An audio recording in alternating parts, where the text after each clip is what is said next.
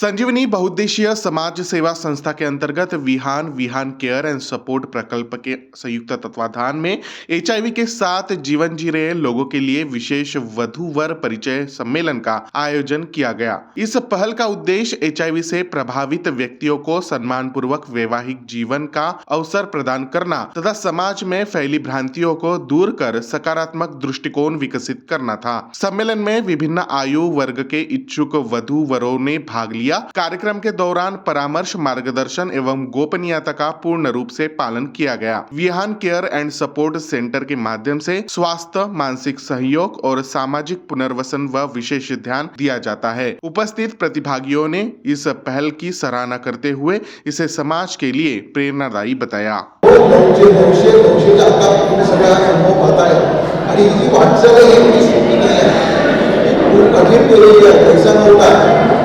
आता तुमच्याकडे उदाहरण आहे, तुमच्याकडे आज जेव्हा बाकीचे प्रोजेक्ट्स आहेत तेव्हा प्रोजेक्ट्स नव्हते। तुम्ही विचार करा, या सगळ्या लोकांनी एकही दमडीचा पैसा कुठेही कुठूनही येत नव्हता, स्वतःच्या प्रश्नातून या लोकांनी काम केलेलं आहे आणि आज तुमची स्थिती तुम्ही पाहत आहे।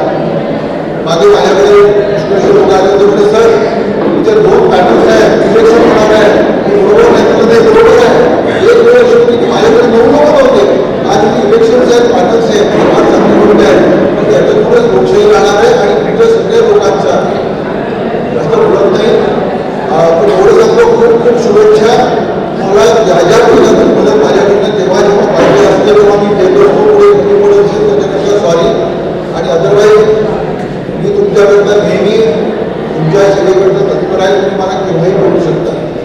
परत एकदा संजीवनी संस्थेच्या सगळ्या पदाधिकाऱ्यांना, इथे असलेल्या सगळ्या लोकांना जे काही एक गोष्ट राहिली, इथे जो आज दिवस आहे हा बंधुवर आपण हे करतोय तर त्याच्याबद्दल एक लक्षात ठेवा।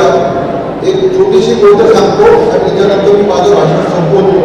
सगळ्यात पहिल्यांदा लक्ष ठेवा की आपल्याला आपलं बाळ जे आहे ते निगेटिव्ह असणं आवश्यक आहे। खूप लोकांच्या डोक्यामध्ये हा प्रश्न असतो, आई बापाला विचारतात, त्यांना मी हेच सांगतो की बाबाने काही चिंता करू नका, सगळे चांगलं होणार आहे। आणि आता तुम्हाला एक सत्य घटना जी आत्ताच आलेली आहे माझ्या बरोबर तुम्हाला सांगतो।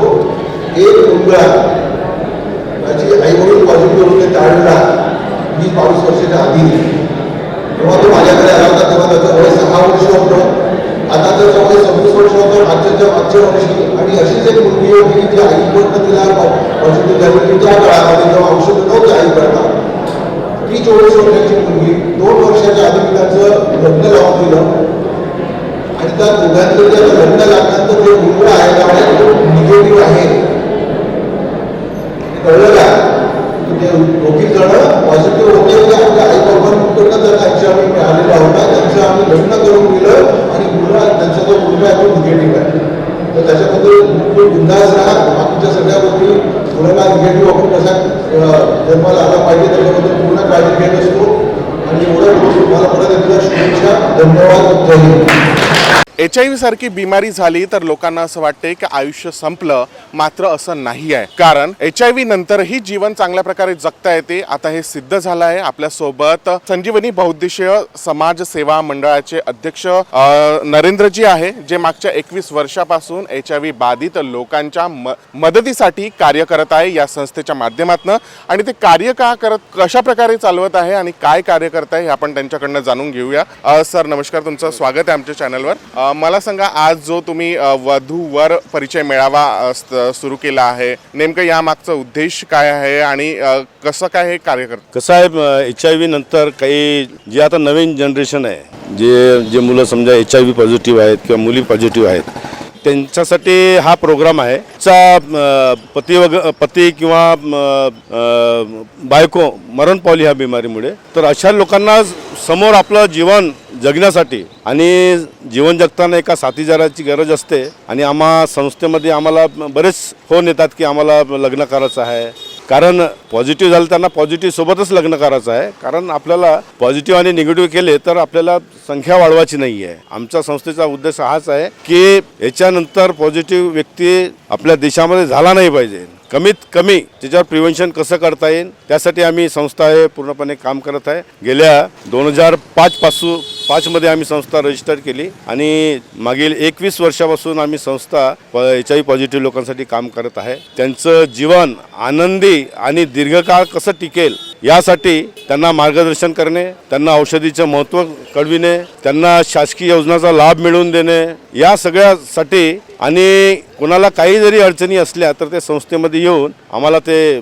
सांगतात, आम्ही त्यांना मार्गदर्शन करतो. अशा प्रकारे पॉझिटिव्ह लोकांचं जीवनमान वाढवणे, त्यांना एक मानसिक आधार देण्याचं काम ही संस्था करत आहे. आज किती जे युवक युवती आहे ज्यांनी या मेळाव्यामध्ये रजिस्ट्रेशन केलं आहे? आजच्या मेळाव्यामध्ये तर 200 स्त्री पुरुष आहेत ज्यांनी रजिस्ट्रेशन केलेलं आहे आणि मागील 10 वर्षापासून आम्ही हा प्रकल्प राबवित आहोत. वधूवर परिचय मेळाव्याचा 1000च्या वर आम्ही लग्न मुलामुलींचे लावून दिलेले आहे आणि आज 200 कपल्स आपल्याकडे आलेले आहेत. तर त्याच्यामधूनही बरेचसे लोकांचे लग्न जुळतील करतील आणि त्यांना संजीवन संस्थेचा एक प्लॅटफॉर्म त्यांना मिळाला आहे. अगोदर या विषयावर कोणी बोलत नव्हते आणि लोक समोर येत नव्हते, परंतु आता संस्थेने आणि शासनाने ज्या प्रकारे काम केलं ह्या विषयावर आता लोकांच्या मनातूनही हा गैरसमज दूर झालेला आहे की HIV ती पूर्ण आपलं जीवन जगू शकतो आणि काही प्रॉब्लेम नाही आहे. औषधी घेऊन सगळं काही. मला सांगा, जे युवक युवती पर्यंत पोहोचू शकले नाही अशा युवक युवतींना आपण काय संदेश देऊ इच्छितो? जे पोचले नाही त्यांनी फोनद्वारे आमच्याशी संपर्क साधावा आणि त्यांना कधी जरी संस्थेमध्ये आले वेळ काढून तर त्यांना याचा लाभ घेता येईल. कारण मुलामुलींचे आमच्याकडे रजिस्ट्रेशन असतात, नंबर असतात, तर त्या माध्यमातून सुद्धा आम्ही त्यांचे लग्न जोडू. भविष्यात आपल्या संस्थेची वाटचाल कशी असणार आहे? कशा प्रकारे इतर राज्य आणि जिल्ह्यांपर्यंत आपली संस्था पोहोचणार आहे? काय अजून प्रकल्प हाती घेणार आहे? आमची संस्था पूर्ण महाराष्ट्रामध्ये काम करीत आहे. महाराष्ट्र नेटवर्क ऑफ महाराष्ट्र एक पुण्यामध्ये आमची एक ऑर्गनायझेशन जे स्टेट लेवलवर काम करते आणि त्यामधून प्रत्येक जिल्ह्यामध्ये आम्ही एक असे स्थापन केलेले आहे आणि त्यामधून पूर्ण महाराष्ट्रामध्ये पूर्ण भारतामध्ये ह्या विषयावर काम सुरू आहे. आणि काही जरी प्रॉब्लेम असला तर आमचे फोन नंबर्स आहेत, आम्ही त्यांना त्याद्वारे मार्गदर्शन करतो. समोर आमचा असा उद्देश आहे की जे लहान मुलं आहेत किंवा जे निराश्रित मुलं आहे ज्यांचं कोणी नाही आहे यांच्यासाठी एक हॉस्टेल, एक अनाथालय त्यांच्यासाठी उभारायचं, त्यांची पूर्ण सोय, त्यांचं पुनर्वसन आम्ही करावं असं आमचं समोरचं आहे. आणि एक संस्थेद्वारे त्यांना एक ट्रीटमेंटसाठी एक केअर सेंटर असलं पाहिजे या दृष्टीने आम्ही काम करतो. संस्थेचे अनेक जे आहे प्रोजेक्ट, चांगले प्रोजेक्ट भविष्यात येणार आहे. यासोबतच ज्या युवकांना अशा प्रकारे अनेक प्रश्न असतील त्या युवकांनी या संस्थेशी संपर्क करावा असं जे आहे अध्यक्षांनी म्हटलं आहे. कॅमेरा पर्सन विलाससह मी प्रकाश शुंकलवार, महाराष्ट्र TV 24 नागपूर.